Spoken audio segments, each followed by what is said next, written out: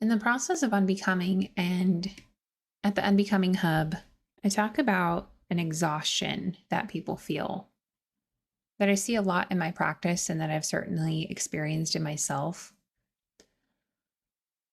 And it's deeper than the exhaustion of having done a lot of work and still feeling like there's something wrong with you. And I wrote about this in my book called Already Human, of really diving into why are we all so tired and why are we all so lonely?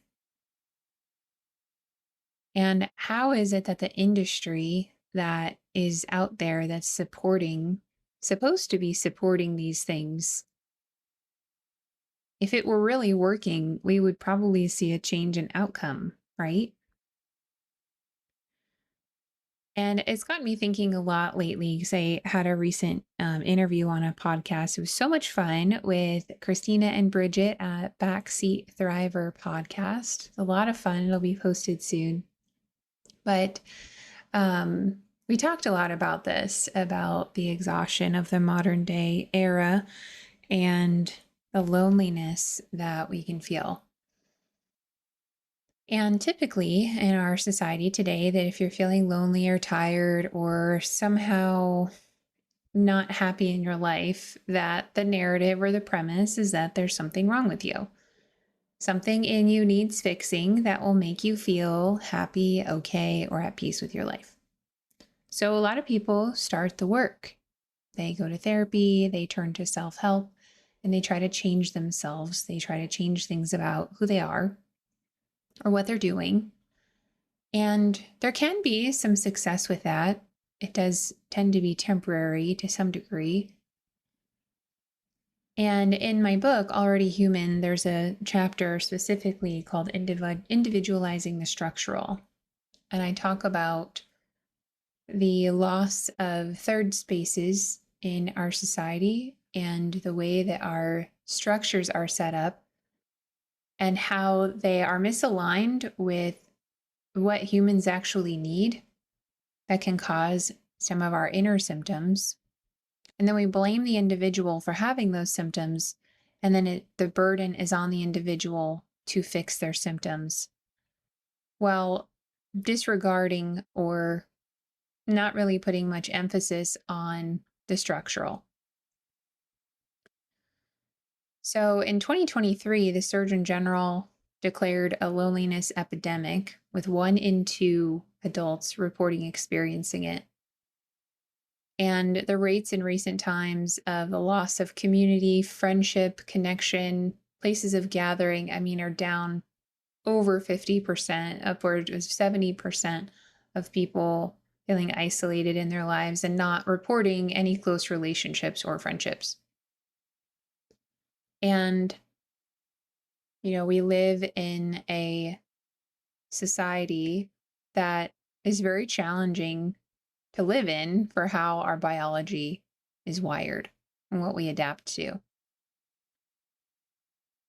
It starts in childhood, where we are designed to adapt to small communities around 20 to 25 people. In much of our recent history, we lived in small communities or multi-generational homes. And that's what we're wired for. And now in our modern day, we live in single family homes and largely absent from any broader community. And it's a lot like a pressure cooker for a child and the parents.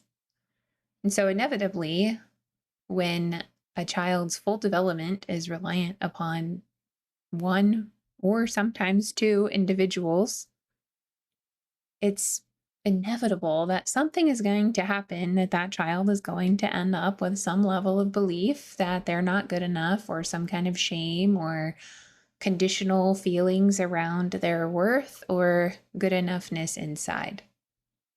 The environment predisposes the child to feel that way. And there's a narrative now in our culture that if you feel like you're not good enough, that your performance is tied to your worth, or, you have to please people in a certain way to be loved, that something must have happened in your childhood that told you to be that way. And we label that childhood trauma. And it's not necessarily the case, although some childhoods can be traumatic, obviously. But if everybody is having some level of negative belief that they're not good enough, certainly the solution or the answer to that can't be that every single childhood is traumatic. So then we have to look at the structures. What kind of environment is the child being raised in, and what are we designed to be raised in? So while it's true that our relational patterns and our development is largely influenced by childhood, that doesn't mean that childhood was traumatic. It means that the child was growing up in a system that didn't give it the best opportunity to develop a self free from those kinds of beliefs. So when a child is raised in the pressure cooker of the single family home, when they're actually designed to be raised in multi-generational or communal type spaces, you have someone who's predisposed to negative beliefs and self-criticism. And then they're thrust out into a culture that exploits that and takes those negative beliefs and then tries to sell you the solution to them without looking at the structures. And this is where the self-help industry and the wellness industry, optimization industry, even the mental health industry, you take all those industries together, they're upwards of a $9 trillion industry as a whole. We spend so much money trying to fix this feeling. But biologically, we are wired for something very different than the society and the modern time we're living in. And to what degree can we change? To what degree can we feel just okay with how things are going? I think we all feel a little bit of existential woe. If you zoom out and look at the way our modern world is structured, it's so desolate in comparison to what we are biologically designed for. I mean, we're so far from what we're biologically designed for. The thought of it almost feels unnatural. I don't know if that's just me, but when I think about growing up in like a multi-generational home, I'm like, oh, I wouldn't want to do that. I like my space. When I think about growing up in small community or living in small community, I'm like, oh, I don't know if I want my neighbors to know me too well, like I'm a very private person. I like my space. There's a reason I moved to a small town with land. So, I'm almost so far away from what I'm designed for that the thought of it can feel a little uncomfortable for me. And I also am someone who has struggled with existential issues and have been knee deep in, self-help world for all my life.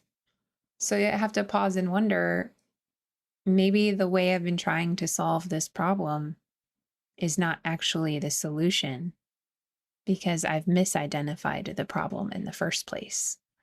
And that's really what the process of unbecoming and the Unbecoming Hub is all about, is rethinking, what does it mean to be human? And how are the structures we built supporting being human or hurting being human? And if they're hurting being human, what's the consequence of that hurt? And does it need a different kind of solution than what we've been offering? Because mental health has continued to, the health of mental health, I guess you could say, has continued to decrease over time, obviously with a huge dip in COVID era. And the issue is that after COVID era, it didn't go back to baseline. It's continued to be poor.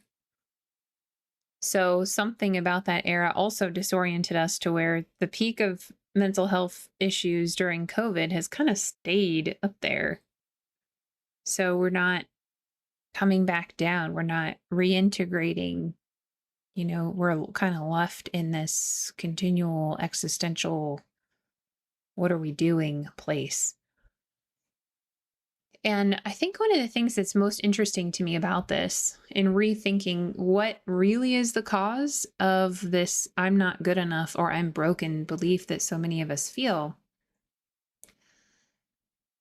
is, a few weeks ago, I did a podcast about shame. And shame is so interesting to me because we've kind of been trained to think about shame as, an emotion that tells us we are wrong, we are bad. We didn't just do something bad, we are wrong and bad. And I think it kind of strips shame down to oversimplified because shame is such a valuable emotion. I don't even know if I can call it an emotion. I don't even know if I would classify it as an emotion. I think shame is a biological function, it's a necessity. And shame is such a unique experience because, and this is just speaks to how important people and community is to being human, that shame is the safeguard to ensure that we stay in the group. So shame registers in the brain. They've done studies on this. Shame registers in the brain as the same as physical pain. The distress of physical pain, if someone were to hit you or you were injured somehow, the distress of physical pain is the same parts of the brain light up with shame. So our body interprets shame as physical injury. That's how important biologically shame is to us. Our experience, our body registers shame as if we were physically injured. That's really important, right? Because the way our body registers physical injury is important because obviously our mortality is being threatened. Our physical ability, our life is being threatened in physical injury. Shame must be really important for our biology to register it in the same fashion. And the even more fascinating about shame is that when you recall being physically injured, your brain doesn't recall the sensation of the injury. You just have a memory that it happened. But it's really, your brain doesn't recall the physical sensation. So if you cut your finger slicing vegetables and you hurt it and you had the physical sensation of pain in your finger, when you recall that experience of cutting your finger, you don't experience cutting your finger again, even though, you don't experience that sensation. With shame, you do. So if you experience shame in a group setting or with yourself, even through a behavior, your brain registers it as that distress pain. And then when you remember it, it registers it as the exact same distress pain. So shame is so important that even when you remember, your brain is rehearsing the experience again to really make sure you don't do it again.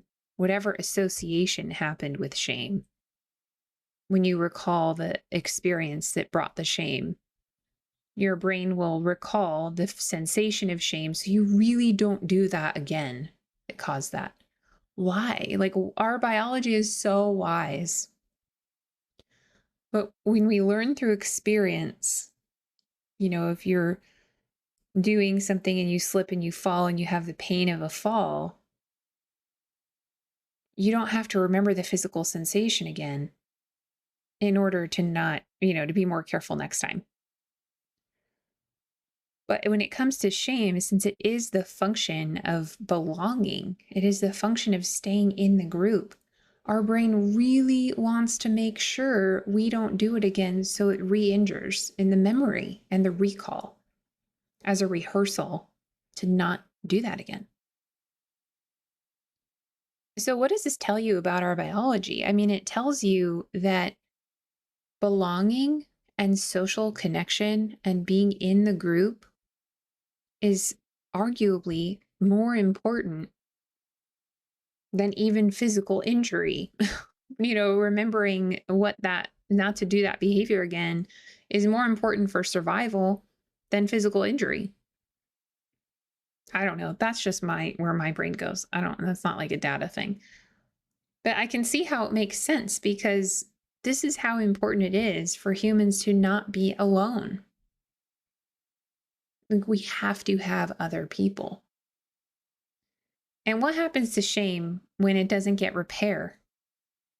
When shame doesn't experience repair, it festers into what a lot of us experience, which is self-loathing, self-criticism, feeling like you're wrong. And the tough part about shame is that shame is also the emotion that will tell you that nobody wants you around anyway and makes you too embarrassed to connect with others. It's such a double-edged sword. But the only reason that shame can fester that way in our bodies and in our hearts is because we're so isolated that we don't get proper repair from shame from the get-go. So in the pressure cooker of the single family home, the child experiences shame, which inevitably a child will, because a child is learning the bounds of social reality. And the child wants to stay in the group, and shame is the emotion that does that. Now, the difference is that before we were raised in a pressure cooker, there were so many other safe relationships around for that child to experience repair. Because repair doesn't have to be a one-to-one. A repair doesn't have to be, a parent coming back and apologizing for yelling when it wasn't the child's fault, or explaining why a discipline happened or anything like that. Shame can be repaired simply through feeling like you belong. So in the past, if, mom or dad disciplined a child and child felt shame, like, oh gosh, I'm wrong or bad, and then they run to cousin or grandpa or aunt or whatever, and they welcome child with open arms and they're hanging out, laughing, having a good time, child's like, oh, maybe I'm not so bad.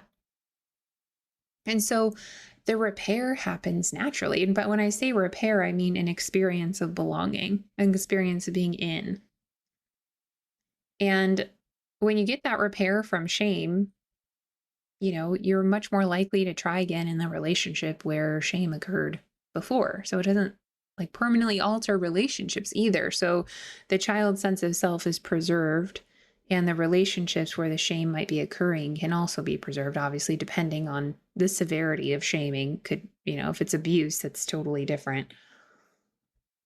So, you strip a human of the ability to repair shame, and now you're left with a lot of us feel. And you're sent then into a culture that is also extremely isolated with all the, that's run by adults who are also experiencing this shame. So then they're putting that into the culture. And the solution for feeling better is found in diet culture or, relationship culture, which is a world of itself right now with dating apps and all these things. There's like so many solutions out there of like, this will make you feel happy. And they're all outward, or aesthetic or something, which really can then just start to internalize more shame. And when we look at the individualizing the structural, we're looking at where is the loss of community and how has that affected the human and the human's relationship to shame. And I think one of the hardest parts about all of this is that the primary solution being sold to us for this feeling that we have that we're not good enough or we're broken or this internalized shame. Well, first is, okay, if you feel these things, it means your childhood was somehow traumatic. You've had childhood trauma. I've worked with a lot of childhood trauma. There is objective criteria to assess for childhood trauma.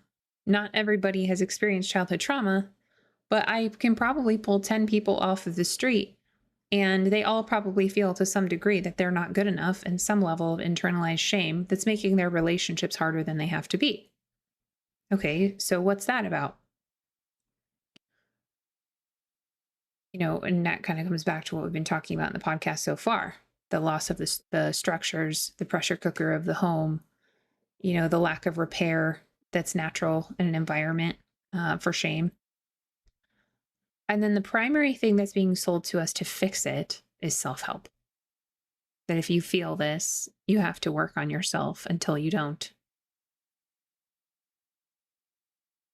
I really think that's why a lot of us are so tired because we're taking a problem, misidentifying the problem in the first place in a lot of cases, and then providing a solution that doesn't actually address the original problem because the original problem was misdiagnosed.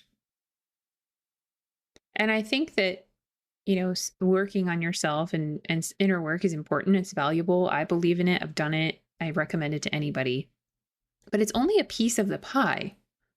You have to be able to take accountability in your relationships and understand how you're affecting those around you and be self reflective. Those are really important qualities and they matter in relationships. But it's only a piece of the pie.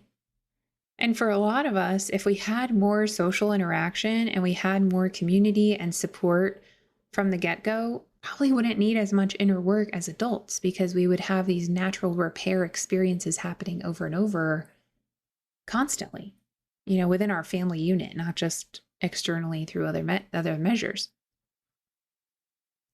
So, when we really break that down, we think, okay, we have this $9 trillion industry. Mental health cases are not getting any better. And the number one predictor of success in mental health is the relationship between the client and the therapist, not the intervention. What does that tell you? Like, do we need more therapy or do we need more human interaction? Do we need more people? Do we need more spaces where we can come together? The third spaces. Third spaces used to be community centers or churches or, wherever people would gather. And those really aren't, we don't see a lot of third spaces anymore. They've slowly dwindled. And a lot of them didn't return after COVID, at least in the places I've lived. It kind of shut things down. And then it felt like to me in the town I lived in at the time, only 50% of the town reopened. Like the things just kind of died out. A lot of community died out. And even to this day, it hasn't rebuilt. And, that also correlates with the mental health trend as it's continued to stay elevated, people reporting more mental health distress. So I think it's worth looking at and be a little skeptical of the self-help industry. If you're doing a lot of inner work and you're not finding relief, it may be worth looking at the problem again. Like, have we diagnosed the correct problem? And if the most healing thing for a human has always been another human, what does that tell you? Because the other thing about self-help is it will tell you that you have to heal yourself first, and then you can have a relationship. You have to self-regulate before you call your friend about your distress. You have to calm yourself down and then talk about the problem. So it's asking you to do a lot in isolation before you connect with another human. And that's just not the way we're wired. It's not the way we operate, and it can actually increase shame, which perpetuates the very problem you're trying to solve, which is the feeling that you're not enough. So it's worth slowing down and looking at what actually is the problem here. And if the most healing thing for a human is another human, what does it look like to start to treat that? Not just in your personal life, but even as a culture. And what is it like for you to think about the most healing thing being another human? What is that like? Is that scary? Is it overwhelming? Is it too vulnerable? Does it feel like a relief? Does it feel like offloading responsibility? Like, no, that's just deflecting the work. Again, I'm not saying don't be self-reflective and receive feedback from the people around you. But I am saying maybe it's not all on your shoulders. And maybe the very thing that is the best solution for all of us might also be a little bit of what we're avoiding, which is other humans, because they're scary, right? You can't predict other people. Like, what if they reject you? What if they push you away? There's that shame again. I get it. It's complicated. But it's worth looking at, because if we keep going to self-help to solve the issues of the structural, we're never going to get anywhere. And we're just going to keep getting really tired. So, maybe next time you're in a tough spot and you feel like you need to journal and process and do all of these things before you call your friend, just try calling your friend in the middle of it. See what happens. And if you don't have a friend to call, that's a good place to start. We need to start there. We need to get you a friend to call. So this is what the process of unbecoming and unbecoming hub is here for. We're looking at the premise. Maybe the reason we all feel like we're not good enough or we're broken is because we've all been operating from that premise, going into the work, trying to solve something that's not even the actual problem. How do we all end up with this feeling? Maybe it's not your fault. Maybe it's not your childhood. Maybe we're living in a world that we're not quite designed for. We're adapting to it because that's what we do. But we're not really thriving in this world the way I think we all hoped we would. So I think that's it for today. This week at the Hub, exploring more and more what it means to be human.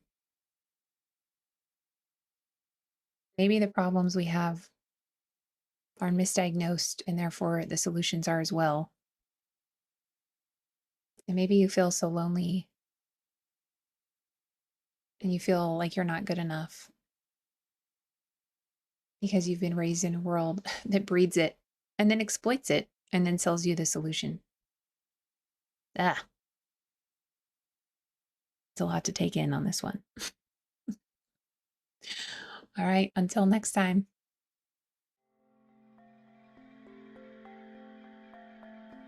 You can find more of this work at theunbecominghub.com. Until next time.